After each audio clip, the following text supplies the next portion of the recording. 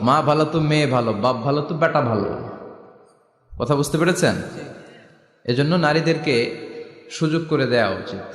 তারা যদি কোরআন সুন্নাহ জানে তাহলে ঘরের মধ্যে কোনো শিরকের ছোঁয়া থাকবে না। আর নারীরাই যদি বিপদগামী হয়, ওই ফ্যামিলিটা বিপদগামী হয়ে যায়।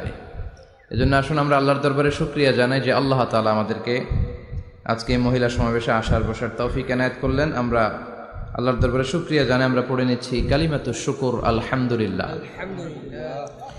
ছেলেরা আরো আওয়াজ করে পড়েন, ছেলেরা আলহামদুলিল্লাহ।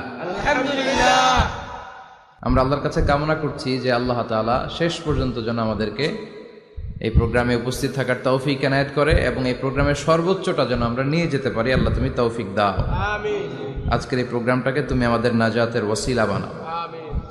সম্মানিত ভাইয়ের, আমি ছোট্ট একটা আয়াত তেলাওয়াত করেছি, ওয়াকারনা ফি বুয়ুতিকুন্না ওয়ালা তাবাররাজনা তাবাররুজাল জাহিলিয়াতিল